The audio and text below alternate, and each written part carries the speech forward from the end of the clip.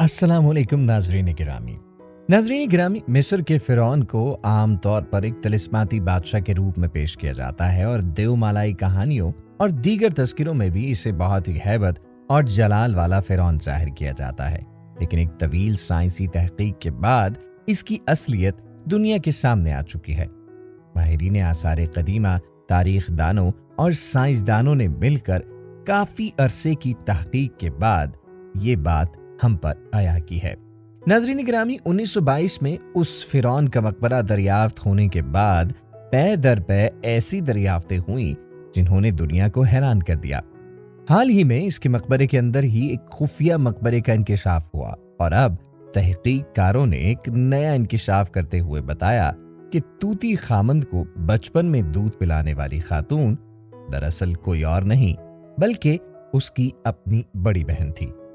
مصری فرعونوں پر تحقیق کرنے والے محققین ایلین زیوی اور مصری حکام نے اتوار کے روز ایک خبر رساں ایجنسی AFP کو یہ بتایا کہ توتی خامند کے مقبرے میں موجود نقش و نگار، جو قدیم مصری تحریر کی ایک قسم ہے، کے مطالعے سے تحقیق کاروں نے معلوم کیا ہے کہ اسے بچپن میں دودھ پلانے والی خاتون دراصل شہزادی میری توتن تھی، جو فرعون افلاطون کی 6 بیٹیوں میں سے سب سے بڑی اور توتن خامند کی بہن تھی۔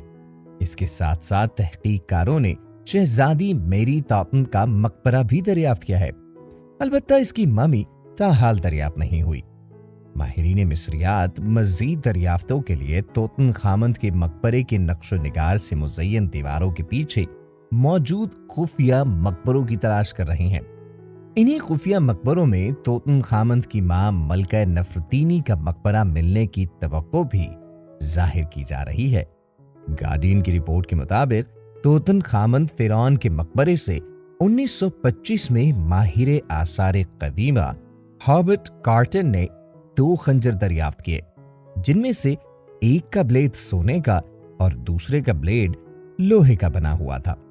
لوہے کے بلیڈ کا دستہ سونے کا ہے، جس کے اوپر نقش و نگار اور بھیڑیے کی تصویر بنی ہوئی ہے۔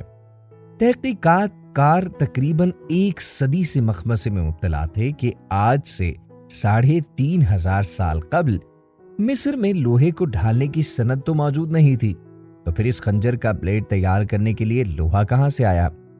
ماہرین یہ بات جانتے ہیں کہ تانبے، کانسی اور سونے جیسی دھاتوں سے اشیاء بنانے کا عمل جو ہے وہ ہزاروں سال سے جاری ہے، لیکن لوہے سے ہتھیاروں اور دیگر اوزاروں کی تیاری بہت بعد کے دور میں شروع ہوئی۔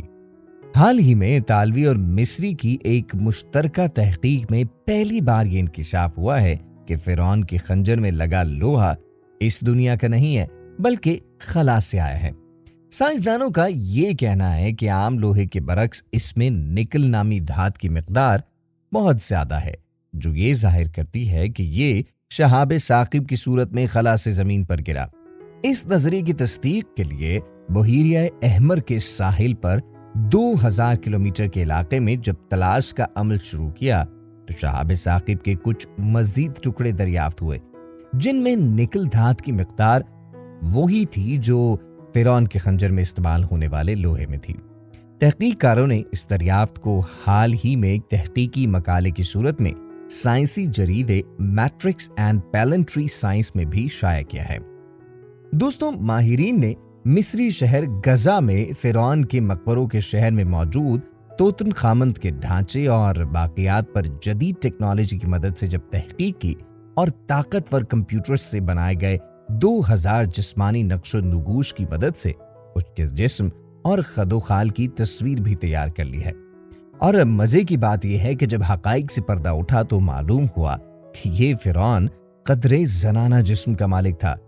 اس کا بایاں پاؤں ٹیڑھا تھا اور بیماری اور کمزوری کی وجہ سے وہ چھڑی کے سہارے چلتا تھا۔ توتن خامند اس کے والد افلاطون اور والدہ کے DNA کے نمونوں کے تجزیے سے بھی یہ معلوم ہوا ہے کہ اس کے والدین آپس میں بہن بھائی تھے۔ ماہرین کا کہنا یہ تھا کہ اس فرعون کی جسمانی خامیوں اور کمزوریوں کی وجہ بھی یہی تھی کہ اس کے والدین میں بھائی بہن کا رشتہ تھا۔ توتی خامند فرعون آج سے تقریباً 3500 سال قبل مصر کا حکمران رہا ہے۔ اس کے علاوہ ماہرین کو ایک اور مقبرہ بھی ملا ہے جو فرعون کی رانی کا ہے، جس کا نام خنت کاسوائن ہے۔ دوستوں، آثار قدیمہ کے ماہرین نے مصر میں لگ بھگ 4000 سال پرانے قبر دریافت کیے ہیں۔ آثار قدیمہ کی ٹیم کے مطابق یہ قبر فرعون کے شاہی گھرانے کی ایک ایسی رانی کی ہے جو مقبرے کی دریافت سے پہلے تاریخ میں نامعلوم تھی۔ مصری حکام کا یہ کہنا ہے کہ یہ مقبرہ مصر کے دارالحکومت قاہرہ کے جنوب مغرب میں 32 کلومیٹر کی دوری پر واقع قدیم ریاست ابو سر کے سب سے بڑے قبرستان سے دریافت ہوا ہے، جو فرعون کی 5ویں نسل کے گھرانے سے منسوب کیا جاتا ہے۔ ابو سر قدائم مصر کے دارالحکومت منفیس کا شاہی قبرستان تھا۔ یہاں فرعون نفرفری کا احرام ہے، جس نے 4500 سال قبل مسیح مصر میں حکومت کی تھی۔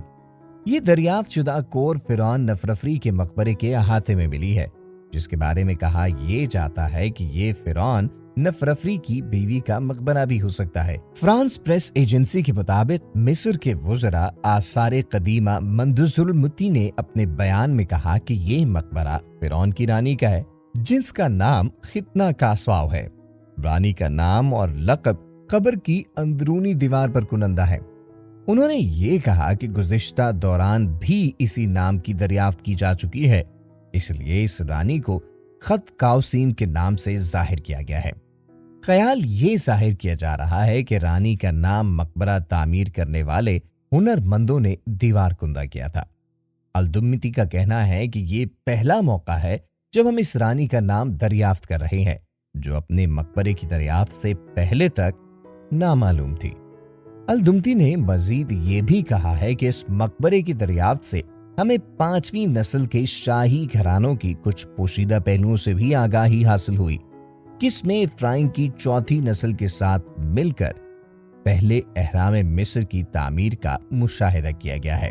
مصری نوادرات کی صدارت کے بعد ایک عہدیدار کا یہ کہنا ہے کہ یہ قبر 3000 قبل مسیح میں فرعون کے 5ویں نسل کے گھرانوں کے درمیان معلوم ہوتی ہے۔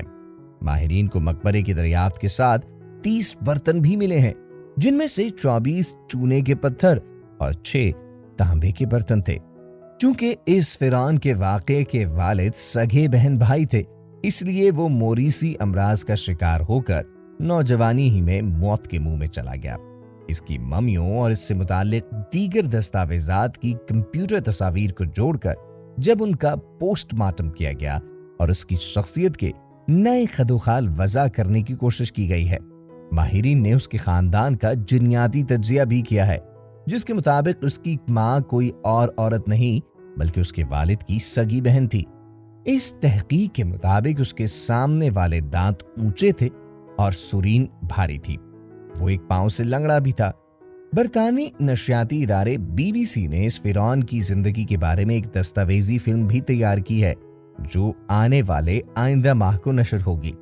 محققین کا یہ کہنا ہے دوستوں کہ مصر کے اس مشہور فرعون نے شاید وہ شاندار زندگی نہیں گزاری ہوگی جس کا اندازہ اس کی شاہانہ تدفین اور دوسرے تاریخی ریکارڈ سے ہوتا ہے۔ اس کے بارے میں یہ مشہور ہے کہ وہ گھڑ دوڑ کا شائق تھا، لیکن محققین کا خیال یہ ہے کہ ایک پاؤں سے لنگڑا ہونے کی وجہ سے اس کے لیے کسی ایسی دوڑ میں حصہ لینا ناممکن لگتا ہے۔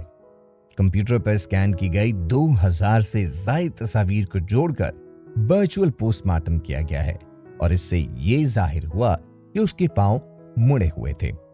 مصر کے ایک مشہور کارڈیولوجسٹ اشرف سلیم کے بقول وہ بہت زیادہ لنگڑا کر چلتا ہوگا، جبکہ برطانوی اخبار ڈیلی میل کی رپورٹ کے مطابق اس کے مقبرے سے پیدل چلنے کے دوران ہاتھ میں پکڑی جانے والی 130 چھڑیاں بھی برآمد ہوئی ہیں، جو اس بات کا واضح ثبوت ہے کہ وہ ان کے سہارے چلتا ہوگا۔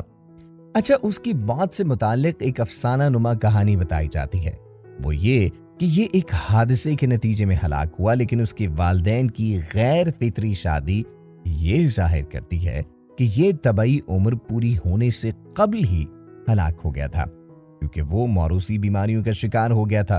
اس بات کو اس سے بھی تقویت ملتی ہے کہ موت سے قبل اس کے جسم کی صرف ایک ہڈی ٹوٹنے کا پتہ چلتا ہے اور اس کے گھٹنے کی ہڈی ٹوٹی ہوئی تھی۔ ताहम इंपीरियल कॉलेज लंदन में सर्जरी के एक लेक्चरर हुतान अशरफैन का कहना है कि उसका खानदान मुख्तलिफ अमराज में मुब्तला रह चुका था, जिसकी वजह से उनके हार्मोन के निज़ाम में अदम तवाजुन पैदा हो गया था। प्रोफेसर अशरफीन का मजीद ये भी कहना है कि उसके खानदान के आबा व अजदाद में बहुत से लोगों ने बड़ी लंबी उम्रें पाई थी और सिर्फ उसके पेशवाओं के मुकाबले में कम उम्री में मौत हुई थी। इटली की इंस्टीट्यूट बराए मामीज और आइस वेंस के मुहक्किक एल्बर्ट ज़ेंक के मुताबिक उस फिरौन के वालिद का नाम एंख आमोन था और इसके वालिद के अपनी सगी बहन से जिनसी ताल्लुकात थे या उनके दरमियान शादी हुई थी। वाज़े ये रहे कि कदीम मिस्री माशरे में लोग हुर्मत मसाहिरत के कायल नहीं थे और वो सगे बहन भाई के दरमियान शादी के सेहत पर मुरतब होने वाले असरात से भी वाकिफ नजर नहीं आते थे। वीडियो पसंद आने की सूरत में दोस्तों के साथ शेयर जरूर कीजिएगा और हाँ, इसी तरह की मालूमाती वीडियोस देखने के लिए हमारे चैनल को सब्सक्राइब कीजिए और साथ में मौजूद इस घंटी के बटन को लाजमी दबा दीजिए ताकि आने वाली हर नई वीडियो सबसे पहले आप तक पहुंच सके।